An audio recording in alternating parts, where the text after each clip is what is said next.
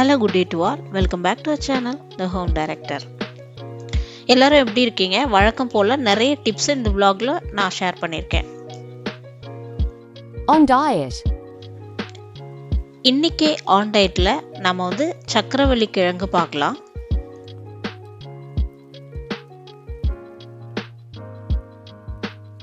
சக்கரவள்ளி கிழங்குல நிறைய anti oxidants, vitamin A and vitamin C, magnesium, potassium இதெல்லாம் இருக்குது. அப்புறம் வந்து ஹார்ட் அட்டாக், கேன்சர் இந்த மாதிரி டிசீஸ்லேருந்தும் ப்ரிவென்ட் பண்ணுது அப்படின்னு டாக்டர் சொல்கிறாங்க. அது மட்டும் இல்லை, சுகர் பேஷண்ட்ஸ் மட்டும் வீக்லி ஒன்ஸ் வந்து எடுத்துக்கலான்னு சஜஸ்ட் பண்ணுறாங்க. இப்போ நாம் சூப்பர் டெலிஷியஸ் சக்கரவள்ளி கிழங்கு கிரேவி ஒன்று பார்க்கலாம்.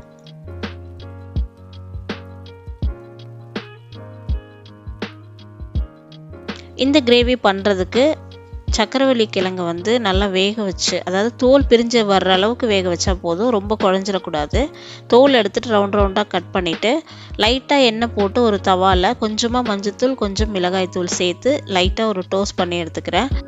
இந்த மாதிரி நம்ம டோஸ்ட் பண்ணி சேர்க்கும்போது கிரேவி காலி ஆகிற வரைக்கும் கிழங்கு வந்து உடையாமல் இருக்கும், அதுக்காக தான்.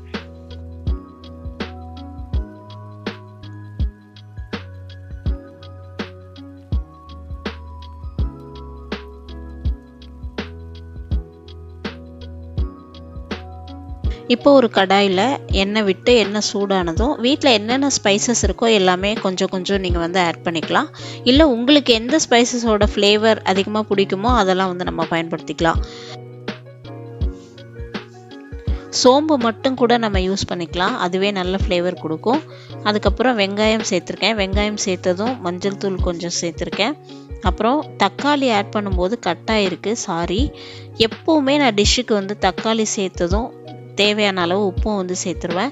தேவையான அளவு உப்பு சேர்த்துருக்கேன். கொஞ்சமாக கறி லீவ்ஸ் வந்து சேர்த்துருக்கேன். அப்புறம் க்ரீன் சில்லிஸ் 2 சேர்த்துருக்கேன், பச்சை மிளகாய். அப்புறம் கொஞ்சம் இஞ்சி பூண்டு பேஸ்ட்டு, அதுக்கப்புறம் குழம்பு மிளகாய் தூள், காஷ்மீரி சில்லி பவுட்ரு கொஞ்சமாக வந்து சேர்த்துருக்கேன். இதெல்லாம் சேர்த்து நல்லா வதக்கிட்டு தேவையான அளவு கொஞ்சமாக தண்ணி ஊற்றி கொஞ்சம் நேரம் வந்து வேக வச்சுருக்கேன். கிரேவியில் சேர்த்துருக்க தக்காளிலாம் நல்லா வேகணும், கரைஞ்சி வேகணும், அது வரைக்கும் நம்ம வெயிட் பண்ணணும். அந்த கேப்பில் வந்து அரை மூடி தேங்காவுக்கு கொஞ்சம் பாதாமும் முந்திரியும் மிக்ஸ் பண்ணி தேங்காய் பால் எடுத்து வச்சுருக்கேன். கிட்டத்தட்ட ஒரு 3/4 கப் அளவு வந்து தேங்காய் பால் வந்து நான் கிரேவியில் சேர்க்குறேன். தேங்காய் பால் சேர்த்து ரொம்ப நேரம் கொதிக்க தேவையில்லை, ஒரு 5 நிமிஷம் வந்து கொதிச்சாலே போதும். ஏன்னா வந்து தேங்காய் பால் ரொம்ப குக் ஆகக்கூடாது.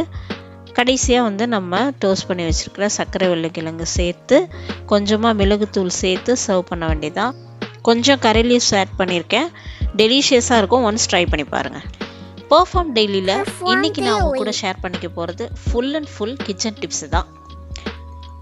நாம் ரெகுலராக பண்ணுற வேலை தான் அப்படின்னாலும் கொஞ்சம் டைமிங் வந்து எப்படி ரெடியூஸ் பண்ணலாம், எனி டைம் கிச்சன்லேயே நம்ம நின்றுட்டு இருக்க வேண்டிய அவசியம் இல்லை. ஒரு சில டிப்ஸ் வந்து நான் சொல்கிறேன். ஒரு 2 மினிட்ஸ்லேயே வந்து சப்பாத்திக்கு மாவு பிசைஞ்சிடலாம். நீங்கள் எப்பவும் பிசைகிற மாதிரி இல்லாமல் சப்பாத்தி மாவு பிசையும் போது இந்த மாதிரி ரொட்டேஷனில் நீங்கள் பிசைஞ்சிங்க அப்படின்னா 2 மினிட்ஸ்லேயே வந்து நீங்கள் மாவு வந்து ரெடி பண்ணிடலாம். இப்போ நம்ம யூஸ் பண்ணுற வாஷிங் மிஷினாக இருக்கட்டும், அதுக்கப்புறம் மிக்சி, கிரைண்டர் எல்லாமே வந்து ரொட்டேஷனில் தான் வந்து ஒர்க் ஆகுது. இதுதான் வந்து டெக்னிக்கு. அதே மாதிரி நமக்கு வந்து கை தான் இப்போ மெஷினு. ஸோ கையால் வந்து ரொட்டேட் பண்ணி நீங்கள் வந்து பிசைஞ்சிங்க அப்படின்னா சீக்கிரமே வேலை முடிஞ்சிடும். இப்போ நான் எடுத்திருக்க மாவுக்கு தேவையான தண்ணி சேர்த்துட்டேன். இப்போ ஆல்மோஸ்ட் எல்லா மாவுமே சேர்ந்துருச்சு. சீக்கிரம் வந்து சேர்ந்துடும் ரொட்டேஷனில் வந்து நம்ம பிசையும் போது. ஆனால் நான் வந்து கொஞ்சம் எக்ஸ்ட்ரா தண்ணி ஊற்றுறேன். ஏன்னா மாவு ஒரு வேளை சப்பாத்தி மாவுக்கான பதம் இல்லாமல் போயிடுச்சு, கொஞ்சம் தண்ணி அதிகமாகிடுச்சுன்னா என்ன பண்ணலாம் அப்படிங்கிறது நான் அடுத்த டிப்ஸ் உங்களுக்கு வந்து சொல்கிறேன். இப்போ இந்த மாதிரி மாவு கொஞ்சம் நேரம் பிசைஞ்சு வச்சாலும் இந்த பதத்தில் இருக்குது. இது வந்து சப்பாத்திக்கு ஒரு பர்ஃபெக்ட் பதம் கிடையாது. இப்போ வந்து கொஞ்சம் மாவு எடுத்து கையில் உருட்டிட்டு ஒரு பவுலில் இந்த மாதிரி மாவில் கொஞ்சம் மேலேயும் கீழேயும் நம்ம கையில் ஒட்டாமல் மாவு போட்டுட்டு அதுக்கப்புறம் நல்லா இப்படி மாவுலேயே ப்ரெஸ் பண்ணி எடுக்கணும். இந்த மாதிரி மாவில் ப்ரெஸ் பண்ணி எடுக்கும்போது ஈரப்பதம் வந்து குறைஞ்சிரும். எப்பவும் போல் சப்பாத்தி சூப்பராக மேக் பண்ணலாம்.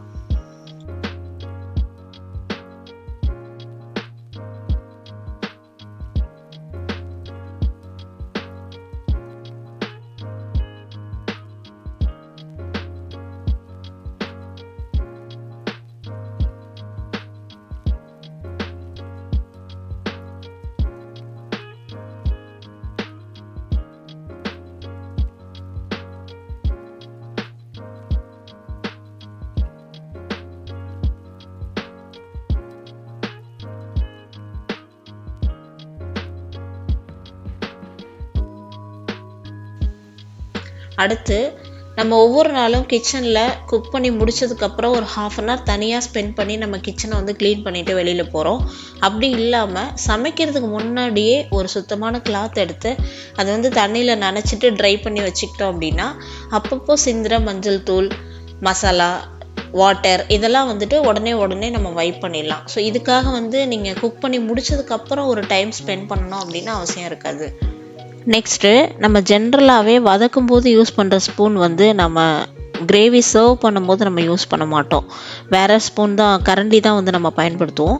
ஸோ அந்த மாதிரி வதக்குற ஸ்பூனு, நைஃபு, அதுக்கப்புறம் ஷாப்பிங் போர்டு, மிக்ஸி ஜார்ஸு, அடிக்கடி குடிக்கிற tea coffee cups, snacks bowls, அதுக்கப்புறம் மாவு அரைக்கிறதுக்கு பயன்படுத்துகிற பாத்திரங்கள் இதெல்லாமே இமிடியேட்டாக வாஷ் பண்ணி வச்சிட்டோம் அப்படின்னா சிங்கில் ரொம்ப நேரம் நின்று பாத்திரம் கழுவ வேண்டிய அவசியம் இருக்காது. நெக்ஸ்ட்டு நான் முக்கியமாக ஷேர் பண்ணோம் அப்படின்னு நினச்ச ஒரு விஷயம் மிக்ஸி ஜார் மெயின்டெனன்ஸ். நம்ம என்ன தான் ஜார் வீணாக போகும்போது டியூப்ளிகேட் வாங்கினாலும் அது ஒரிஜினல் மாதிரி இருக்காது. இன்னொரு முக்கியமான விஷயம், ஜார்ஸ் மட்டும் பாத்திரங்களோட சேர்த்து சிங்கில் வந்து போட்டு கழுவக்கூடாது. ஜார்ஸ் யூஸ் பண்ண உடனே இமிடியேட்டாக வந்து கழுவிடணும். அதே மாதிரி இந்த வீலை சுற்றி தான் வந்து உங்களுக்கு ஒரு கிரீஸி லேயர் வந்து ஃபார்ம் ஆகும். ஸோ அதில் வந்து வாட்டர் சேரும்போது அல்லது ஏதாவது ஃபுட் வேஸ்ட் வந்து சேரும்போது அது இன்னும் ஒரு பெரிய லேயர் ஃபார்ம் ஆகி சீக்கிரமே வந்து மிக்ஸி ஜார்ஸ் வந்து வீணாக போயிடும். அதே மாதிரி வெயிலையும் வந்து காய வைக்கக்கூடாது. நிழலுக்கு கீழே தான் வந்து மிக்ஸி ஜார்ஸ் வந்து காய வைக்கணும். அப்பப்போ வந்து அந்த பெல்ட்டை வந்து கழட்டி நம்ம வாஷ் பண்ணிக்கிட்டோம் அப்படின்னா பெல்ட்டு வந்து உங்களுக்கு நல்ல லைஃப் வரும். அப்புறம் கழுவுனதுக்கப்புறமா மிக்ஸி ஜார்ஸ் வந்து நேராக இப்படி வச்சு ஃபஸ்ட்டு அந்த வீலை சுற்றி இருக்கிற தண்ணியெல்லாம் ட்ரை பண்ணிட்டு தான் கவிழ்த்து வச்சு அதுக்கப்புறமா நம்ம வந்து காய வைக்கணும். இப்படி நம்ம வச்சுக்கிட்டோம் அப்படின்னா ரொம்ப நாள் வந்து மிக்ஸி ஜார்ஸ் வீணாகவே போகாது. நீங்கள் ட்ரை பண்ணி பாருங்கள். நெக்ஸ்ட் வந்து நெய் பாட்டில், ஆயில் பாட்டில், அதுக்கப்புறம் காஃபி பவுடருக்கு நம்ம யூஸ் பண்ணுற பாட்டில் இதெல்லாம் வந்து அப்பப்போ யூஸ் பண்ணதும் ஒரு டிஷ்யூ வச்சு வைப் பண்ணி நம்ம கபோர்டில் வச்சோம் அப்படின்னா கபோர்ட் மெயின்டெனன்ஸ் வந்து ஈஸியாக இருக்கும். அடிக்கடி டீப் கிளீனிங் பண்ண வேண்டிய அவசியம் இருக்காது. நெக்ஸ்ட்டு வீட்டில் வந்து நம்ம எக் சமைக்கும்போது லைட்டாக கீழே சிந்தினா கூட அது க்ளீன் பண்ணுறது பெரிய வேலையாக இருக்கும். ஏன்னா வந்து அந்த ஸ்மெல் சீக்கிரம் வந்து போகாதுல்ல. ஸோ அதனால் வந்து எக் வேஸ்ட்டை வைக்கும்போது நமக்கு தேவையில்லாத ஒரு வேஸ்ட் பேப்பரில் வச்சுட்டு இமிடியேட்டாக நம்ம கிச்சன்லேருந்து அதை டிஸ்போஸ் பண்ணிட்டோம் அப்படின்னா நமக்கு ஒரு பெரிய க்ளீனிங் வேலை மிச்சமாயிடும். நெக்ஸ்ட்டு நான் வந்து எண்ணெய்க்கு 2 சைஸில் பாட்டில்ஸ் யூஸ் பண்ணுறேன். 1 லிட்டர் எண்ணெய்க்கு பெரிய சைஸ் யூஸ் பண்ணுறேன். டெய்லி சமையலுக்கு சின்ன சைஸ் யூஸ் பண்ணுறேன்.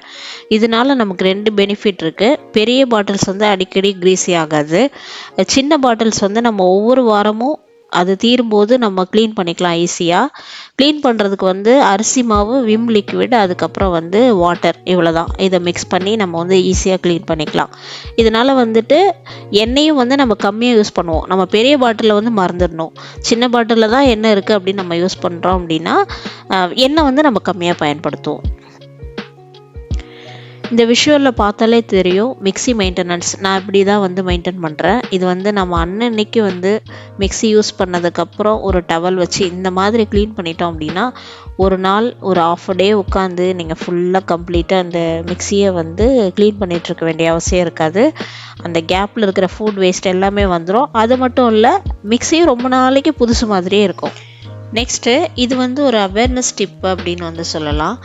நம்ம வீட்டில் சீரியஸாகவே பீஸா, பர்கர் சாப்பிட்ற பழக்கம் இல்லை. இது வரைக்கும் ஒரு 3 டைம்ஸ் தான் வந்து சாப்பிட்ருப்போம் அப்படின்னு நினைக்கிறேன். பாப்பா ரீசெண்டாக ஒரு ஃபங்க்ஷன், பர்த்டே ஃபங்க்ஷன் வந்து அட்டன் பண்ணிட்டு வந்தா. அதுலேருந்து எனக்கு பர்கர் வேணும்னு கேட்டுகிட்டே இருந்தா. சரி ஓகே, ஃப்ரோசன் வாங்குறதுக்கு நம்ம வீட்டில் செய்யலான்னு ட்ரை பண்ணேன். இது வந்து ஒரு ப்ராப்பரான பர்கர் ரெசிபியெல்லாம் கிடையாது. இது வந்து ஒரு பிரெட் பர்கர் அப்படின்னு நம்ம வேணால் பேர் வச்சுக்கலாம். இதுக்கு வந்து கொஞ்சமாக சீஸ் துருவி எடுத்துக்கிட்டேன். அப்புறம் வந்து ஒரே பவுலில் கொஞ்சம் பீஸா சாஸ், அதுக்கப்புறம் மிக்ஸ்டு ஹர்ப்ஸு, அப்புறம் மயோனைஸ் இது 3ஐயும் மிக்ஸ் பண்ணி ஒரு பிரெட் ஸ்ப்ரெட் வந்து ரெடி பண்ணேன். அப்புறம் வந்து ஆனியன் ரவுண்டாக ஸ்லைஸ் பண்ணிவிட்டு அதில் வந்து கொஞ்சமாக உப்பு, அதுக்கப்புறம் கொஞ்சம் மிளகாய்த்தூள், கொஞ்சம் அரிசி மாவு இது 3ஐயும் மிக்ஸ் பண்ணி டீப் ஃப்ரை பண்ணி எடுத்து வச்சுக்கிட்டேன். இந்த அரிசி மாவு சேர்க்குறது வந்து கொஞ்சம் கிறிஸ்பியாக வர்றதுக்கு தான். குழந்தைங்களுக்கு வந்து கிறிஸ்பியாக இருந்தால் பிடிக்கும்ல, அதனால். ஆனியன் டீப் ஃப்ரை பண்ண அதே எண்ணெயில் நான் வந்து சிக்கன் 65க்கு ஆல்ரெடி ஊற வச்சுருந்தேன். அதையும் டீப் ஃப்ரை பண்ணி எடுத்தேன். அவ்வளோதான். இப்போ வந்து ப்ரெட்டை லைட்டாக டோஸ்ட் பண்ணிவிட்டு இந்த ப்ரெட்டில் வந்துட்டு 2 ப்ரெட்லேயுமே வந்து இந்த ஆல்ரெடி ரெடி பண்ணி வச்சுருந்த சாஸ் மிக்ஸ்டு இருக்குல்ல, அதை வந்து ஸ்ப்ரெட் பண்ணிவிட்டு அதில் சூடாக 65 வச்சுட்டு அது மேலே கொஞ்சமாக சீஸ் வந்து ஸ்ப்ரெட் பண்ணி, அதுக்கப்புறம் அந்த மேலே நான் ஃப்ரை பண்ண ஆனியன் வச்சு மேலே ப்ரெட் வச்சுட்டு, அது சும்மா ப்ளெயினாக இருக்கிறதுனால அதுக்கு மேலேயும் கொஞ்சமாக அந்த சாஸ் தடவிட்டு அவ்வளோதான், கொஞ்சம் லைட்டாக ப்ரெஸ் பண்ணி விட்டு, இது வந்து நான் வந்து சிக்கன் 65 வந்து சூடாக வச்சதுனால வந்து அந்த சீஸ் வந்து மெல்ட் ஆனுச்சு. நீங்கள் லைட்டாக தவாவில் போட்டு ஹீட் பண்ணியும் கொடுக்கலாம், இல்லை வந்து ஒரு 1 மினிட் வந்து ஓவனில் வச்சுட்டு எடுத்தும் கொடுக்கலாம். எப்படிடா இருக்கு?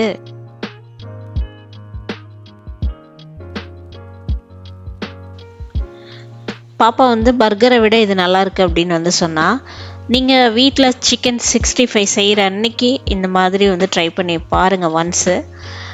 பசங்க வந்து கடையில் தான் பர்கர் வாங்கி சாப்பிட்ணும் அப்படின்னு கேட்க மாட்டாங்க. இந்த வீடியோ உங்களுக்கு யூஸ்ஃபுல் அப்படின்னா உங்களோட ஒப்பீனியனை வந்து கமெண்ட் செக்ஷனில் லீவ் பண்ணுங்கள். அது எனக்கு ஒரு மோட்டிவேஷனாக இருக்கும். நம்ம நெக்ஸ்ட் வீடியோவில் மீட் பண்ணலாமா? தேங்க்யூ.